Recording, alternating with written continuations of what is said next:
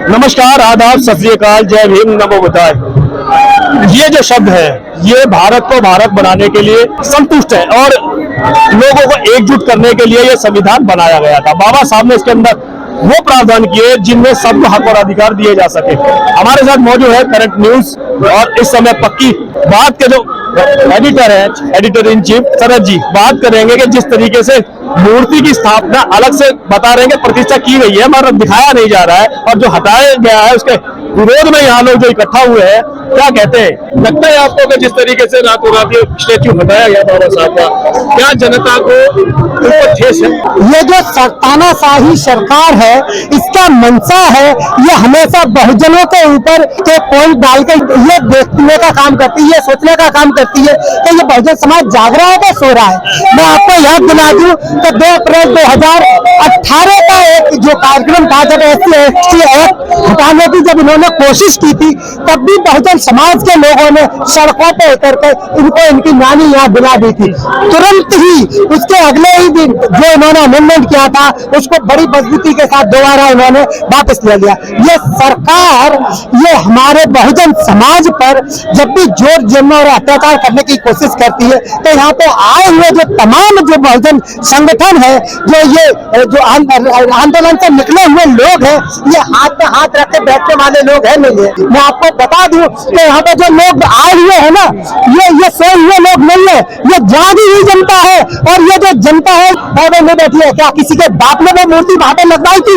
वो मूर्ति लगने के लिए बहुजन समाज के लोगों ने अपनी कुर्बानियां दी है। लगभग 4 लाख के तकरीबन लोग जेल भरी है और 3 साल चला ये आंदोलन। महिलाओं ने वहां पे जेल में भी बच्चों को जन्म दिया, कई बुजुर्गों ने अपनी कुर्बानियां दी है, तब जाके ये मूर्ति संसद भवन के प्रांगण में लगी है। ये मोदी जी क्या उस समय ये जानते थे?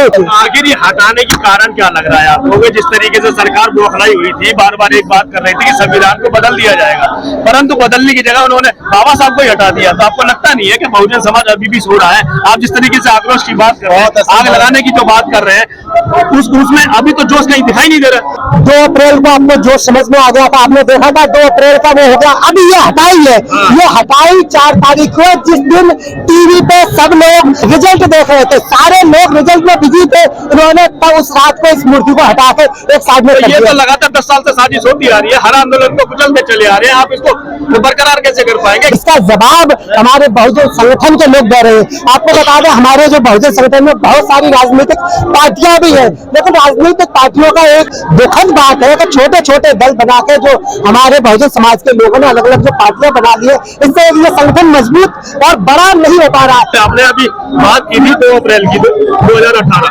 वहाँ पर कोई भी ना तो राजनीतिक दल था ना कोई संगठन था, तो वो आप कामयाबी ले पाए। हाँ। अब जिस तरीके से यहाँ पे राजनीतिक दल और संगठन जुड़ गए हैं तो कामयाबी हो पाएगी?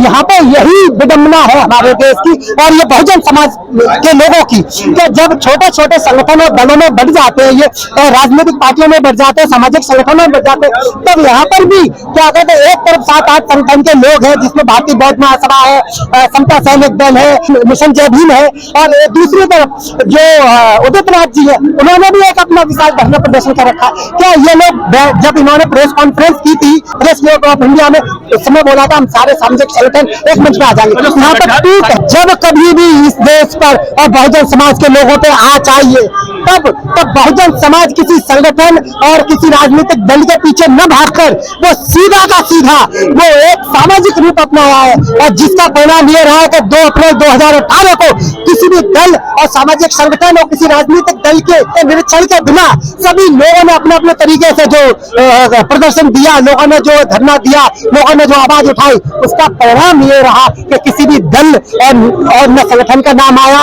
और ये जो 2 अप्रैल का जो प्रोग्राम था वो सक्सेसफुल रहा। तो इसी तरीके से यहाँ पे जो राजनीतिक दल और संगठन आ गए हैं, ये बड़ी विडंबना की बात है, तभी हमारे जो लोग हैं भटक गए। अब आगे उदित राज जी के में बैठेंगे, आगे ये राजन पाल गौतम जी के बैठेंगे, यहीं पे लड़ाई शुरू हो गई। ये आम आदमी पार्टी कांग्रेस की लड़ाई हो गई। यहाँ पे बसपा का प्रोग्राम भी हो जाता है तो लोग बसपा की तरफ चले जाते। चंद्रशेखर जी भी वो भी अब सांसद बन गए, वो भी एक अपना कार्यक्रम लगा लेते, शो लगा लेते लोगों तक। तो ये इस तरीके से अगर हमारे समाज को बच जाएगा। आखिरी सवाल आपसे ये है, क्या लोगों को राजनीतिक दलों को छोड़ देना चाहिए, संगठनों को छोड़ देना चाहिए, अपनी लड़ाई स्वयं लड़नी चाहिए? तो ये कहूँगा कि बिल्कुल नहीं। आप जहाँ भी हैं, जिस भी संगठन में है, जिस भी राजनीतिक पार्टी में है, आप वहाँ पे रहिए और जरूर रहिए, काम करिए।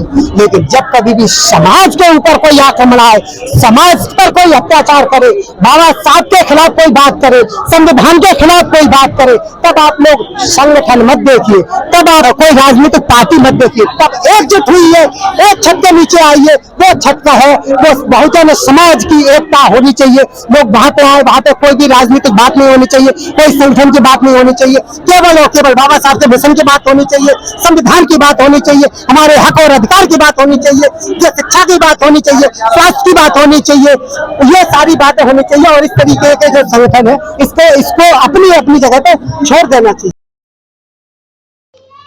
NCR करंट न्यूज़ को सब्सक्राइब करें और नोटिफिकेशन सबसे पहले पाने के लिए दबाएं बेल आइकॉन।